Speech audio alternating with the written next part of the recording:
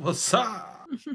Yeah. A true connoisseur does not judge if it's enough by feel or look, but by smell and the amount of singe on the nostril follicles. Stings the nostrils. They made this with real Panther. 60% of the time, it works. It works every time. That doesn't make sense. It doesn't have to. It's like gasoline. That's it. I want to make that's for this year's Watt-tail cocktail contest. I'm gonna make Sex Panther. Now I know what the villagers of Pompeii felt like. Except instead of lava raining down on them with frothy ejaculate. You have to amend it for the Wheel of Time and call it Sex Badger. Sex Badger. you can ease this. Yeah. It's got bits of real coffin in it. They use bits of real. That makes me want to make like just a little bit of lace on it. Do you know like the sour toe shot? Are you guys familiar with this? No. There's a bar in Alaska that is literally a human toe that's been like preserved somehow, and you can take a shot of whiskey with the toe in the whiskey. And I'm not kidding. It's a thing. Look it up. It's gross. But my point is, I want to make like little fingers and be like Matt finger shots. Bruh, what the fuck? Bizarre Canadian tradition. Of course it's the fucking Canadians. Damn Canucks. They've done enough. Like, this is the kind of shit why they still say sorry. A shot consists of at least 1 ounce of high-proof alcohol, usually Yukon Jack, because it's in Dawson City, Yukon, garnished with an amputated, mummified human toe. Correct. Drinkers must take an oath that their lips will touch the toe without swallowing it.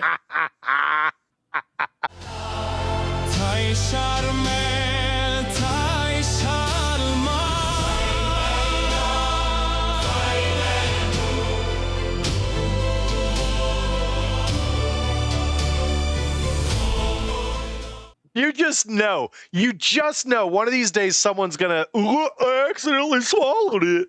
Come down. How do I become a member? Step 1, come down to the Sourdough Saloon, purchase a shot, pledge the sourdough oath, watch as a genuine dehydrated toe is dropped into your drink, and then drink it. Sourdough Saloon. The first one dates back to the 1920s. And features a feisty rum runner named Louis Lincoln and his brother Otto. If I start driving now... So wait, hold on. I can get there in 42 hours. So it's only 2,500 miles away from me. So the rum runner Louis Lincoln's big toe... So he stepped off of the sled and into icy overflow. It soaked his foot. And due to the prolonged exposure, his big toe froze solid, and to prevent gangrene, his brother Otto amputated it with an axe. Right. And some overproof rum for anesthesia. And to commemorate the moment, they preserved it in a jar of alcohol. As is tradition. As you do. Because what did you know? And here's the thing. They do the whole boys will be boys. You know, those motherfuckers were like, hey, keep this. You know that, right? You got to, if we went to the doctor, they wouldn't let us keep it. Here you go. Years later, while cleaning out an abandoned cabin, the toe was discovered by Captain Dick Stevenson. There you go. After conferring with friends, the Sourdough Cocktail Club was established and the rules developed. Since its inception, the club has acquired, by donation, over 25 toes. That's too many toes! Do you get to pick your toe? Here's the fun part. What's the story on all the rest of those toes? Call ahead to make sure there's a toe waiting for you. Like, did somebody leave it in their will, being like, hey, when I die, cut off my big toe, mummify it, and donate it to the Sourdough Saloon? Like, should we be checking the wait staff to make sure nobody has, like, bandages on their feet? Or It's like the Big Lebowski when he's like, you want a toe? I can get you a toe. There are ways. You don't want to know about them, but I can get you a toe with green nail polish. Hold on. I'm gonna post this in our little Discord area. You know, and it's funny you should bring up the story of all those other toes, Andrew, because it's kind of what we're discussing here tonight on This picture is the exactly Black what you would fucking Tower expect. podcast. Oh yeah, That's right. Woo, We're a woo. Wheel of Time podcast. We love talking about the Wheel of Time. And tonight's episode is a little fun because we are talking about the Wheel of Time, but we're talking about not the Wheel of Time also. Mhm. For all those of you who are just tuning in for the first time, hi. Lovely to meet you. My name is Josh. I'm the Soravan Mahale and maker of the taint. Are you sore because you lost your toe? I am also the taster of the taint.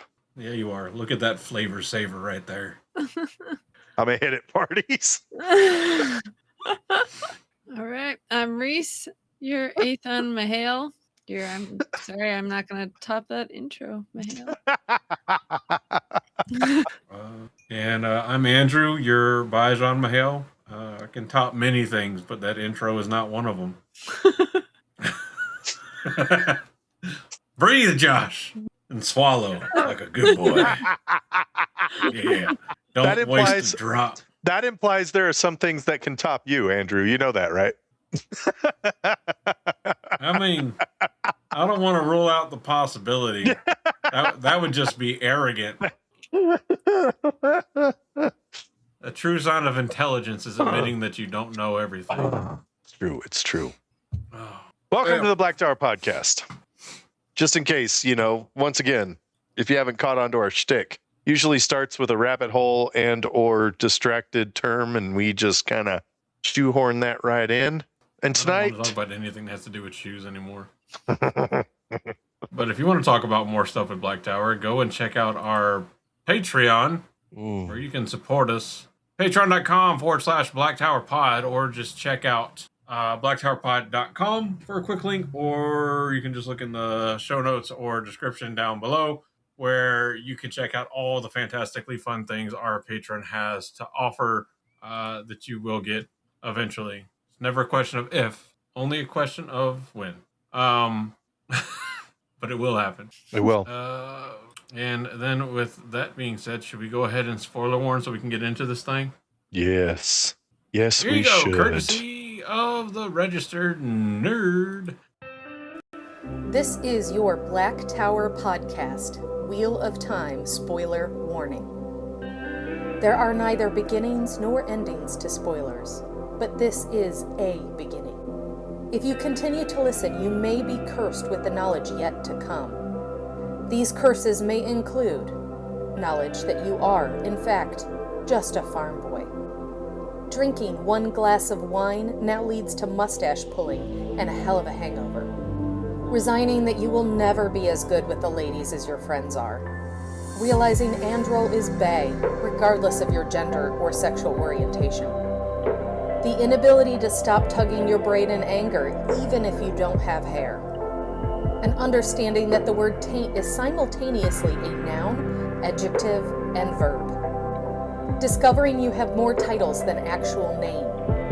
The BDE, also known as Big Dragon Energy, becomes undeniable. Finding yourself promising to read A New Spring and never getting to it. An uncontrollable urge to argue over inconsistent pronunciations. Knowing that hating Gon is a responsibility, not a privilege. Again, there are no beginnings or endings to spoilers, but this is a beginning. You have been warned. Wonderful. It's absolutely Glorious. fantastic. It is fantastico. Do you or do you not feel bonita? I feel bonita. Wonderful, because you look bonita. You look tonita. How about new, you crazy Dutch bastard? And that's how this video got copyright claim. Heyo! All right. So, Reese, who and what are what and where and what? What what's in the topic? hell? So today we were talking about things that maybe weren't in the books, but we were kind of hoping were, or things that happened off page we would have liked to see, those loose threads and missing chapters of the Wheel of Time. Mm, mm, mm, mm, You just look at it. there's a couple of really famous examples, right? I think the one that immediately everybody thinks of is Matt versus Couladin, right? Like, what the hell?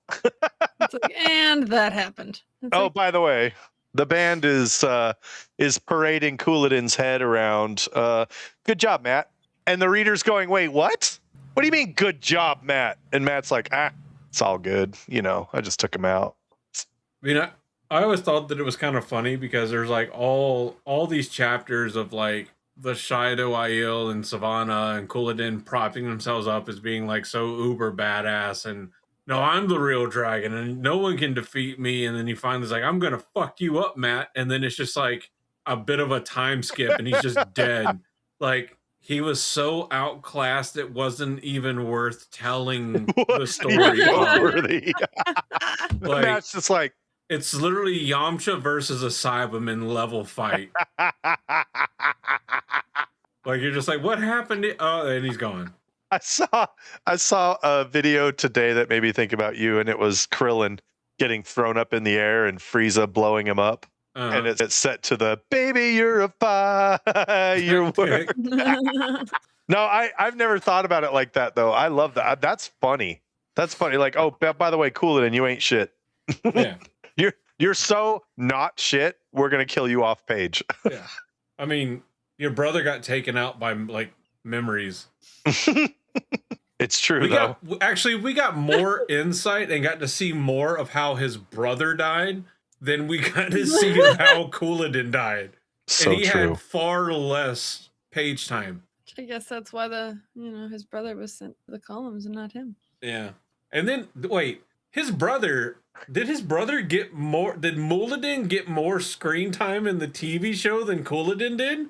Somebody should go back and look at that and see how many times they actually show Muladin whenever Rand's around him in the crystal columns, and then look at how much we actually see Couladin on screen and compare how close it actually is.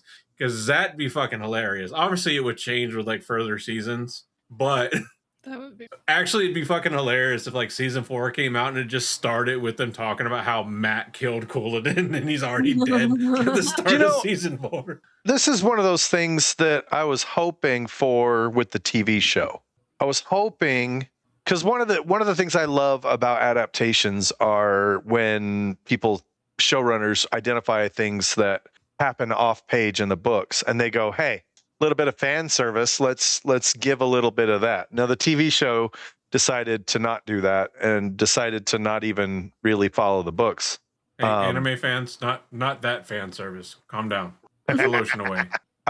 We but did that. we got there was some of that, but that's not what we're talking about. That was in the pre-show though. You got to pay for that.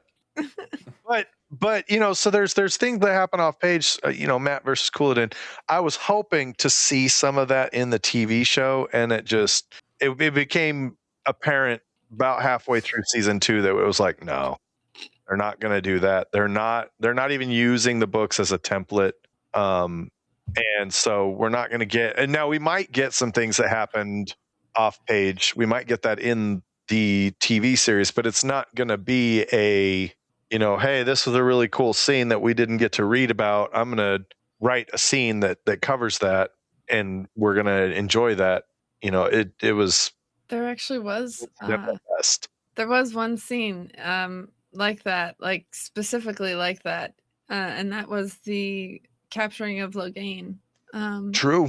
In the books, we hear about that in an inn in Whitebridge, I think. Yeah. And it's told to Tom, and he sits there and goes, boy, I would have loved to have seen that. I would have loved to have been there for that. And I was rereading as the show was coming out, and I was like, oh my gosh, they showed us it. It's the thing. It's the line. It's pretty cool. There are a couple little things in there that were kind of fun, but as a whole. I did like Logain's expanded role. Actually, I'm glad you brought that up. That is a great example that completely contradicts what I just said, at least in this respect, right? And I'm actually really happy you brought that up because that is one of the things that I thought the show did that was fantastic. Season 1 Logain was Chef's Kiss. That was perfect. It illustrated perfectly the dangers of the taint. It gave a visual representation of the madness, and it even tied in beautifully with the story. Right, it made sense to see Logain's fall, and it added to the story. And those are things that we don't get because. And I recognize in the books that we're in Emmons Field at first, when Padan Fain comes in is like, war. And Tom is like, yeah, bro, that news is so old, like, get fucked. But then, like you said, they hear about it in Whitebridge, they hear about Logain getting captured. And then I think it's like by happenstance that Rand just happens to be out on the day that they're parading Logain through Camelin. And it's a really kind of a cool mechanic from the perspective of our characters in the books, because we are seeing the world through the eyes of these characters at the time, and the eyes of these characters are very disconnected from the modern world. They're very sheltered in a very small city life that doesn't get a lot of news and updates. So that was a good one. Thank you, Reese. What's some other ones? What's some other ones that you guys wanted to read about that you didn't think we got to read about? I think it would have been cool to see more of the sea folk culture. Like, I think it would have been fun to like go to, into that more and just see more of their home life and things like that. Yeah, I like that too. Because the most in depth we get with them is Elaine discovering that they can channel, right, and then learning to control weather weaves and teaching the Wavefinder to use fire. But even that feels like it's scraping the tip of the iceberg. So yeah, that would be cool. Like some more sea folk POV. Mm-hmm. Yeah, because they have like the kind of like weird relationship / faction that stays on land that makes the porcelain. Mm-hmm. And what, Tremel King or whatever is it Tremel King? Is it That Nynaeve unintentionally causes a mass extinction event? Yeah, I mean it's really kind of Rand, but they obviously had no way of knowing. But yeah, like that culture, I would love to know more about it. Well, and okay, I'll just say it. I would have liked to have seen what happened, because as it is in the books, we just get one of the sea folk crying, a story to make stones weep. Everyone's dead. Everyone's dead. Everyone's dead. Oh no. I would have liked to have seen some kind of a wind rolls over the waves, a wind hits this island, a beacon of light flashes from a sphere in a hand. And I would have liked to have seen people in Tremalking reacting to that. Maybe at least a chapter about the time long foretold has finally come, something like that, to give us a little bit of like, that would have been cool. Like, now I don't necessarily know we needed the whole Jim Jones line up and get your Kool-Aid, but it would have been cool to have, because a whole population doesn't just do that, right? Like, there has to be something, some kind of mythos, some kind of dialogue. They are going back to the pattern for like a reason. Like, this is the way to make sure that, maybe it's just like to ensure that your thread is not burned out of the pattern. You get out before the last battle starts. Maybe it's something that they know is the only thing shocking enough to get the sea folk to not be so stubborn in their negotiations and participate and help and contribute. But what's there? What's in that motivation? Why does an entire nation go up? It's time. Yeah, what is that? I mean, whatever it is that started, I mean, it's 3,000 years of tradition and story and prophecy. I mean, that's plenty of time for it to take hold. Well, and that's the interesting thing too, right? Because this seems contradictory to Robert Jordan's sort of inspiration for this story, because his inspiration was, if someone comes up to you and says, "Hi, you're in the prophecy and you're going to save the world," you're not just going to go, "All right, let's go save the world." You're going to go, okay. And there's a fair amount of self-preservation that we just sort of skip over in a lot of fantasy. And goddamn, every time we talk about these books, I want to read them again. But there's a fair amount of like of that self-preservation that's sort of skipped over in fantasy, and we get that. This the whole idea of self-preservation for these people is just skipped over because, like you said, there's a 3,000-year-old prophecy, 3,000-year-old tradition, 3,000-year-old. Hey, when that thing lights up, get out, right? But like, think about that from our perspective. We don't have any surviving traditions and or prophecies from 3,000 years ago, like at all. I don't know. I can't speak from the perspective of one of the European nations. But I'm from America, and I understand American history, and I understand that our history goes. I mean, it's about 300 years. So I look back 300 years, and I look at some of the traditions that survive to this day, and there's precious few. And it's interesting, and none of them are impactful on my life like that. None of them are like, hey, when the Statue of Liberty torch lights up, it's time to, And even if there was, I'd be like, I'd be severely questioning. If George Washington had written a letter to Thomas Jefferson in 1770 that said, lo and behold, there shall be a bonfire most glorious, and when that bonfire appears, we should all get out while we can, I'm gonna go, that's cool. So like, what was it that was so impressionable? What was it that made such a stamp on the hearts of those people? And was it righteous? Was it from the light? We do know that dark friends were sowing discord and counter prophecy. Was that something that was allowed to take root? Was that an evil that was allowed to take root to remove them from the fight? Was that an example of the shadow winning a battle, winning a skirmish? I feel like it is more in line with the shadow winning than it is with the light. So, but again, there's a whole story there.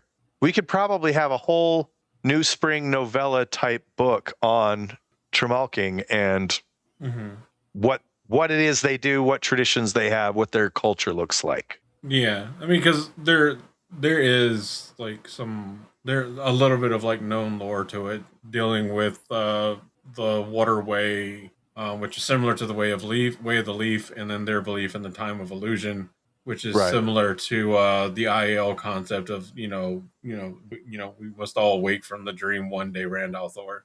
Right. So there's some very similar things there, which potentially points with them having very similar like originating kind of beliefs. If you take the Aiel all the way back to the Jin Aiel, there's a good chance that the Amayar, the name of these folks, the name that these folks take on. I kept trying to remember it. There is something to be said that they could ultimately, if you go far enough back, they could be in another offshoot of the Jin Aiel that wound up hopping on ships or getting stranded on islands and kind of morphing into this function. Which would also suggest that they might have a cache of objects of the power. Yeah. And they make some really incredible pottery. Yeah. Also, which maybe it's made with a terangreal. One day they're trying to fix some pots and pans and they're like, it turned green. Yo, I found out if you touch this thing right here and just think about a cup, look at this. I mean, that very much could have been a thing. Like, you could have had like some folks that were like messing around a little too close to the sphere, and because they didn't have like the access keys, they didn't have like a limiting governor on them to protect them potentially.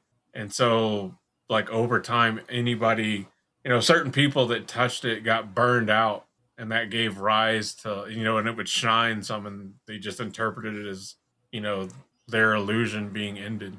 So it like wasn't actually an event, but just kind of assumed to be that from the people watching. I mean, it could have been, something like that, if you had like someone that could channel Sidar that like went up, because, if all they had of the female Choden call was just like some of the fingers sticking up out of the ground holding like the orb, right? So like if you had like someone that could use Sidar that felt like a resident, like a resonance with it, and like tried to channel into it.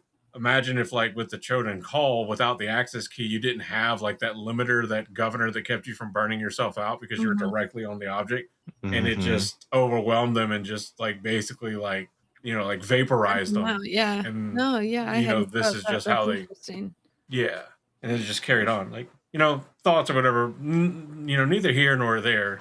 Kind of is here for the topic because it could all be part of that story that would answer the questions, but. Well, and that's kind of the fun of this too, because I think part of what makes the Wheel of Time such a great story is there are things that happen off page. One of the things I love, one of the pieces of advice I love to give dungeon masters when you're playing D&D or any of those tabletop style games is keep track of the time, keep track of your story timeline, and have consequences. If your objective is to rescue a kid from a dungeon and you start in a tavern in a village and they spend a week in gameplay in the village going, where do we go? Maybe that kid didn't make it. Like have consequences for time related things. And the Wheel of Time does that really, really well, because a lot of times you get Rand or Matt or Perrin or Nynaeve or Egwene in their particular roles going, hey, I didn't react to this fast enough, and now I'm getting reports of what happened, and now it's too late to react. And so I really love that about this particular story. So some of that, just adds to the mystery. Yeah. Andrew, is there one that you had that maybe you were hoping to get more of? I mean, you big thirsty man, you. Generically, like anything more about Sara would be great, which I think that's a very popular one because we don't really get much about Sara. Because anything more about Sara would probably give us more about Damodred as well. But most notably, like I really want to know what happened to Otter Hawkwing's daughter's fleet, or was it the Sun's fleet? It was the Sun's fleet, because the reason that the Crystal Throne is ruled by an empress is because that was the daughter's fleet, I believe. That set up the kind of matriarchal rule, I think, for the Shan-Chan. Don't quote me on it, but I think that's kind of the origin of that.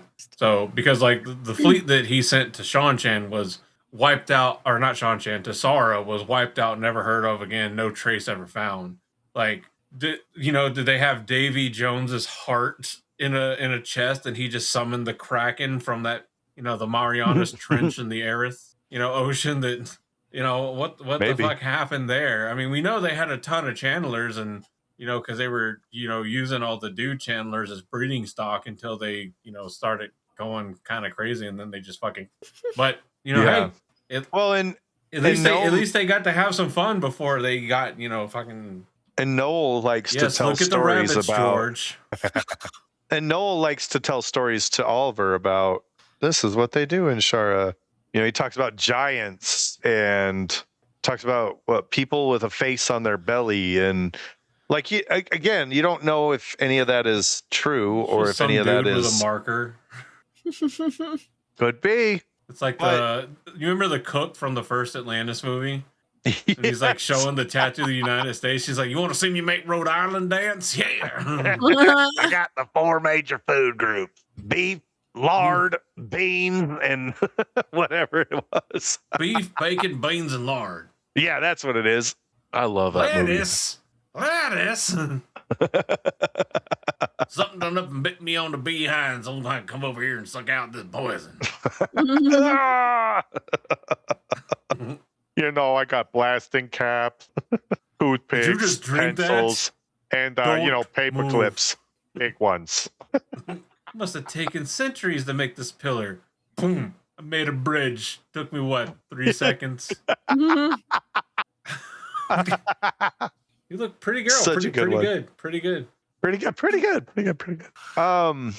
I like the Shara angle as well, because we get the only real perspective that we get is from Demandred, who sort of Demandred.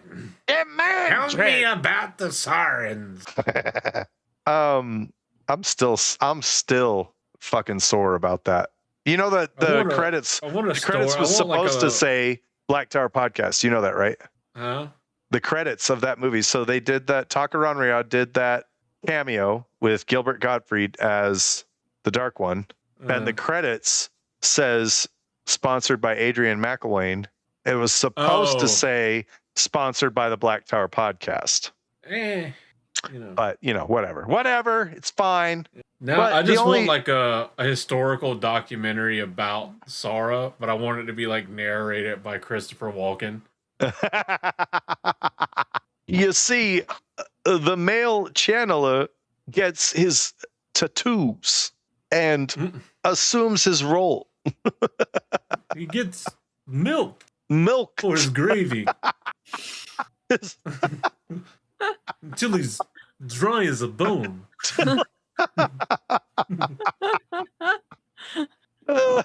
Christopher, does he have a cameo? Seriously, does he have a cameo? Because if he does, that's our next spoiler right there, bruh.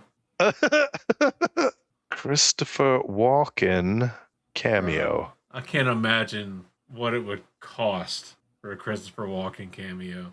Oh God. It's all just corn chips, cornflakes. Cameo.com. All right, now search. Bruh. Anyway. Let's see. What other stories that aren't obvious, I guess, are... No, there's just untold. A Christopher Walken impersonator. Man. I love like, there's one suggestion that I see on this, and it's like, Rand seeing Bella's memorial, if you accept the companion. I'm like, that's the opposite. Those two things aren't the same. If you accept the companion, she doesn't have a memorial. And the companion is the one true article of truth, because Brando Sando was strong-armed into writing her tragedy in the books. But it was an illusion. So she's alive happily ever after in the Fourth Age with Mandarm. So, not that.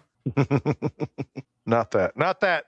I think, okay, so I know this is a hot take, and I know that universally this is not loved, right? This is not a story point that everybody goes, oh hell yeah, that makes sense. But I love it, and I think it's great, and it is the Tom and Moraine love story, right? And I love it because you've got the two most successful spy masters, like the two most skilled spy masters in the story, in the world. And of course, nobody's going to realize that they're in love, right? I get that. And that's kind of why I love it. When everybody goes, what? They're in love? Like, hell yeah. Hell yeah, they're in love. Like, they probably were flirting with Dias Damar. They probably were like dethroned an entire kingdom just flirting with each other, right? This is the shit that I would have loved to have seen, though. Tom bats his eyelashes and by accident unseats an entire noble house. I'd have loved to have seen like a dark friend exposed, and like Tom, like, and this is something the show could have done if they didn't suck. This is something they could have done. Tom, like, exposing a dark friend and like getting them all, executed or whatever, and then being like giving the old like eyebrow to Moraine, like, top that. You know what I mean? And then like Moraine manipulating something, and like them kind of doing like this call and response, like flirting by way of manipulating political events. That shit would have hit so hard on the page, and it's tragedy that we didn't get it. As much as I love that their entire courtship was obfuscated and none of us got to see it, I think I would have loved even more to see the political maneuverings as flirting. Like, you could have even had, some kind of manipulation game just to deliver a love note or something like that, and I don't know, it would have been, I think that would have been super fun to get to participate in, a super fun journey to read. Mm-hmm. Yeah, I think so.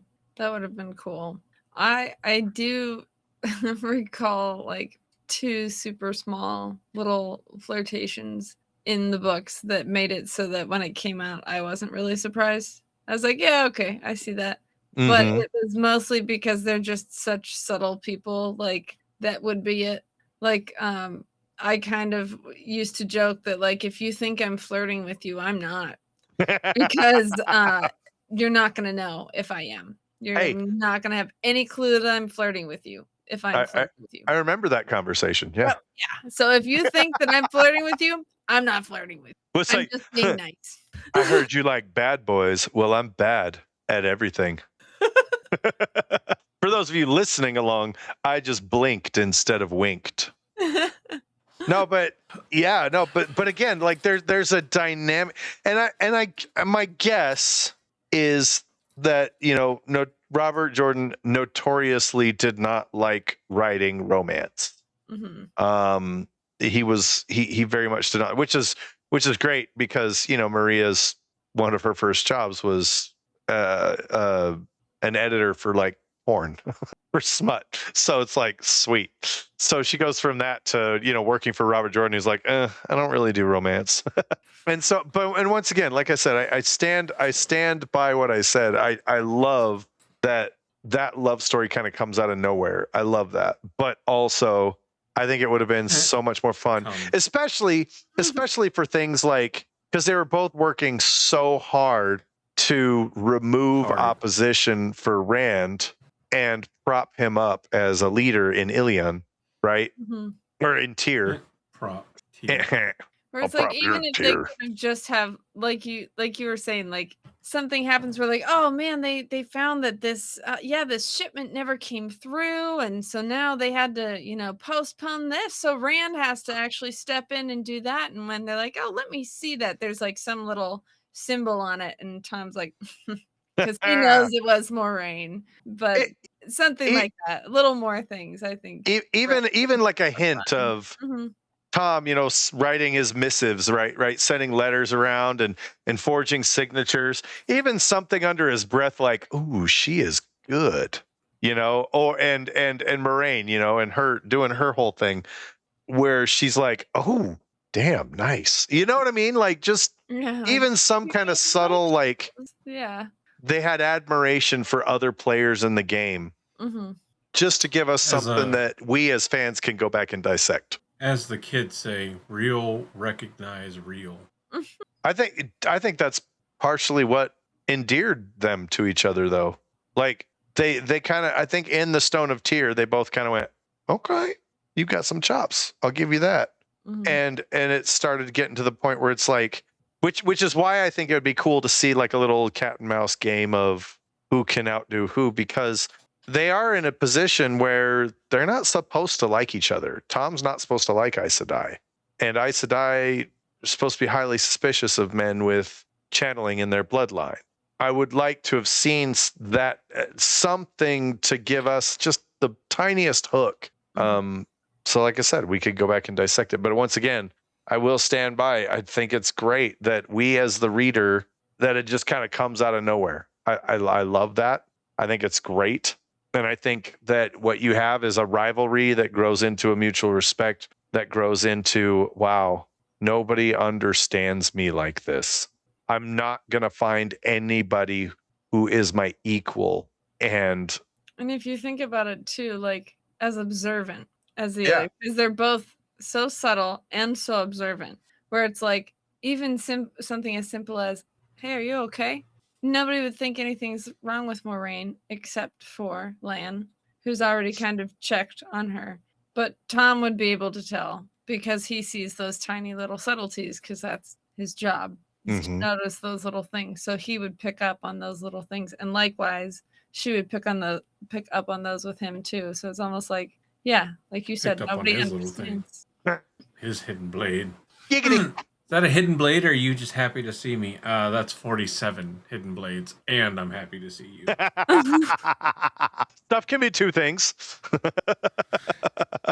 Well, it's like when they're in the Stone of Tyr, and they're all like fucking around with the High Lords, trying to keep them off balance to help Rand out. Like, she's being like I mean, they're both being like really subtle, but she's like writing letters and having conversations, and Tom's like planting evidence. And I think he Yeah. like kills like a small handful of people. And like I think they even like talk about how like they know what each other is doing, and like occasionally they kind of interfere with each other a bit, and they just kind of like go, but like more of like that sitcom kind of, you like Right? you silly goose. Oh, I'm gonna throw you you're a curve. foiling my plans. I've killed 4 people today, but I'm gonna just throw this one over just to see how you handle it. Like, meanwhile, it's like the plan that was foiled was like Tom just slit the throat of like a messenger that was going to deliver a letter that was going to like make a High Lord look like he's cheating on his wife that Moraine wrote. And Moraine's like, I wrote that letter. It took me an hour to get it right. You son of a bitch. You just killed the messenger. Mhm. Now there's again, blood all over the letter. I can't even reuse it. but again, that's the perfect, like what I'm referring to. That perfect kind of like ooh, that flirty like rivalry back and forth. I would have loved. And then Tom's like, well, yeah, but some of the blood was on the letter, and so now it's a weird stain. So now they're gonna know something was taken off the body rather than it just being like a vengeance kill. So you kind of fucked me too. And Moraine's like, would you like to? And Tom's like, eh. I mean, yes. An invite from an Aes Sedai is not the invite you think it is. You're going to try to put something in my butt. Oh. You keep your oath rod away from me. There you go. There's the new title of this episode. You keep your oath rod in your pants, mister. Bruh. Bruh. Oh, man. They could have, Amazon could have like done so much merchandise, and they could have collabed so easily with like Adam and Eve. Merchandising. But they didn't make a single piece of merch other than like 3 shirts and a couple posters. And then it was like, well, Sony owns all the rights. And it's like, oh, you mean the same company that just made the decision like, hey, we're just not going to sell physical disc for PlayStation in 2028. Do you know what they could have done? They could have tapped into the literal network of merchandisers that already existed and said, hey, we own the rights now. Pay us 5% to everything you sell for the next year. They let Badali Jewelry make like 5 things, which were good, except for, unless you don't like the show's Aes Sedai ring, like me. And then like they let somebody make the show version of the Haramark sword. It was absolutely top tier quality, and there's nothing wrong with it in the slightest. I'm so glad that somebody spent all the money on that and has no regrets, not even a single letter. Look, I don't have any regrets about it because I'm glad I own it. But bro, did you just whine or did you shit your fur? I really hope he whined. Since we're talking about merch from the TV show, I will take this time to once again flex that I do have the Wheel of Time watch number 0001. Juan. Number Juan. It's fake. It's fake. Fake. Very sad. Fake watch. It's fake. Pretty cool. I know you have kids. Legit surprised when I got that. Are supposed to. I know you have kids that are supposed to inherit your stuff, but I'd like an honorable mention in your will. If you haven't grown sick of me by then, I'd like to shared custody, joint custody. Like we can have it as like the memorial table that they do at restaurants normally for like Memorial Day, or like cool restaurants do it every day, like Mission Barbecue. We'll do that at every Gathering Madness. Put a beer on the table with the Wheel of Time watch and the Wheel of Time sword. I'll be sure to like wear it to like a decent dinner at at Bird Dog in Atlanta. Wear it. And I'll make sure to interrupt the women's circle business at least once. I was about to say, wear it every time you get your smoky bacon Smoky maple bacon old fashioned. Yeah, the candy maple bacon old fashioned. Dom, look, I missed it this year. We missed a and I'm lot not going to this Jordan Con. We missed I'm never missing Jordan Con again. The one year never. we collectively are like, yeah, we're just not gonna make it this year. Can't do it. Just can't do it. It's like the one year we should have like all the shit happened. That means next year will be so calm. or it's gonna be an absolute fucking ludicrous time. One can only hope. Maybe not. We'll find Brando out. won't be there. Probably. Brando won't be there. If he follows his typical pattern, he won't be there unless his show is out on Apple. Oh, that's true. Then he might show up to help promote the show. I don't know when it's supposed. Excuse me. I don't know when it's supposed to come out. Sure, either. I feel like he I know he has like an every other year schedule kind of a thing, but I feel like he wasn't even following that the last couple of years. I feel like since the show got canceled, he started to kind of pull back. Oh, I thought he was more willing to come after the show got canceled. I would hope so. Because they were like, hey, give us all of your input and advice so that we can ignore it. Which is what they did. Oh, yeah. I think he's said as much because I think like that's about the time that people like kind of started turning their back on him and started being like, oh, actually, I've really had an issue with Brandon this whole time. I've only been pretending to just fucking this whole time. But actually, he charges way too much for all of his books, and he didn't actually like write the whole series, so he should just shut the fuck up because he wants to move on anyway. Shut the fuck up. Look. You hate on people when it's convenient for you because you're like, oh, I'm going to ride the Amazon train because they're going to pay me for everything. Meanwhile, they very, very, very quickly were like, we're bringing one person, maybe two to London. And look, we've been BTP from the very beginning has been very like I would like to say fair in our critique of the show. Right? We've identified things that we thought were really good, and we continue to do so. But when you've got Brandon Sanderson, who is an author of The Wheel of Time, whether you like it or not, who tried to help them create a cohesive, long format storytelling mode. And they literally looked at him and went, we know what we're doing, sweetheart.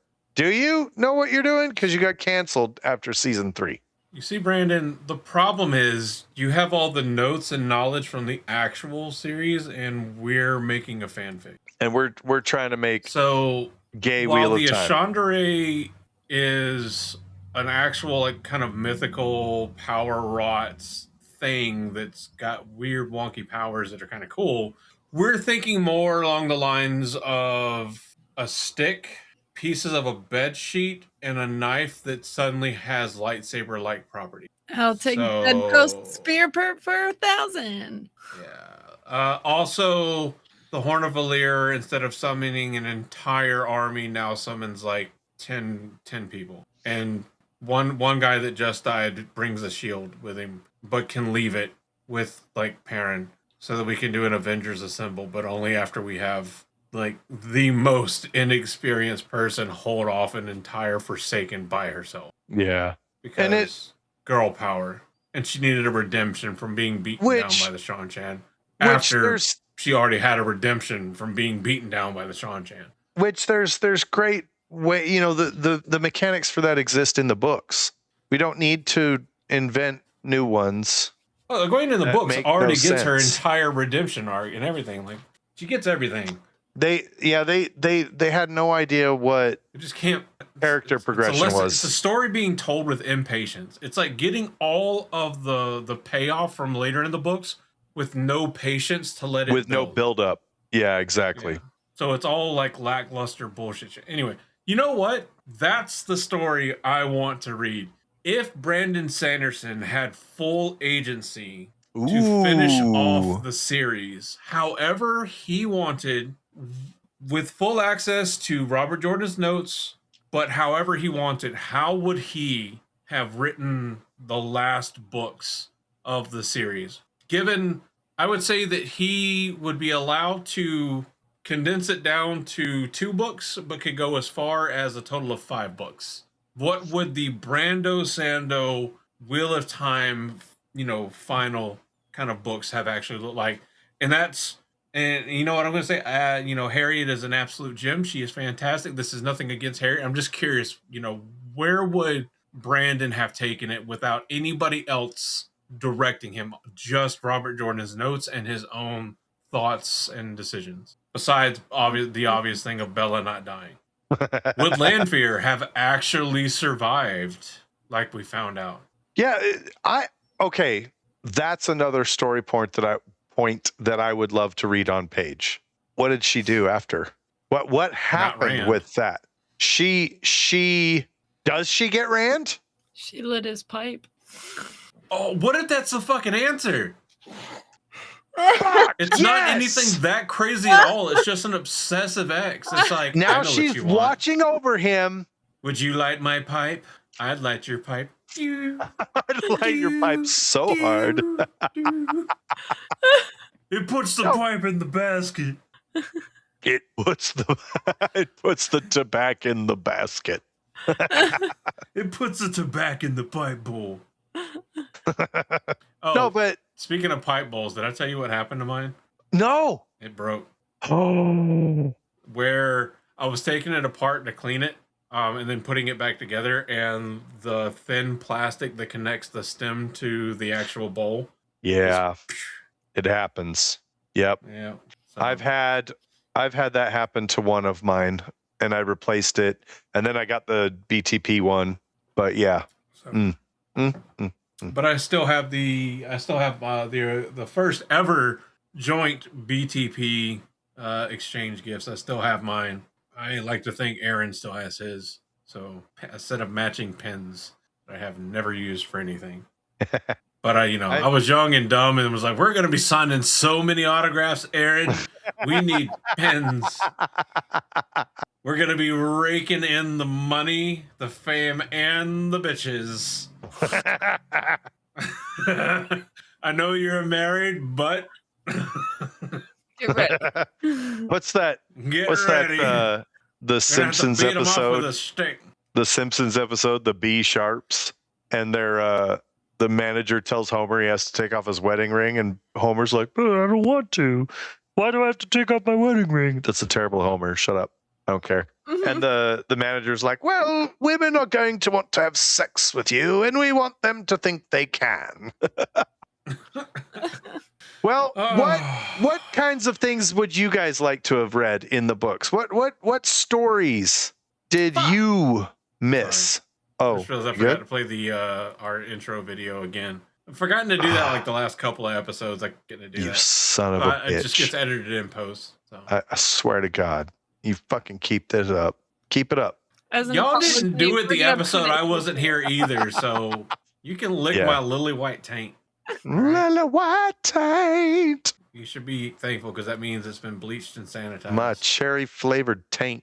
That means something entirely different. So what did we not get in the books that you wanted to get? What did you want to read? What's a scene or theme or something that you wish you could have read going through that book for the first time?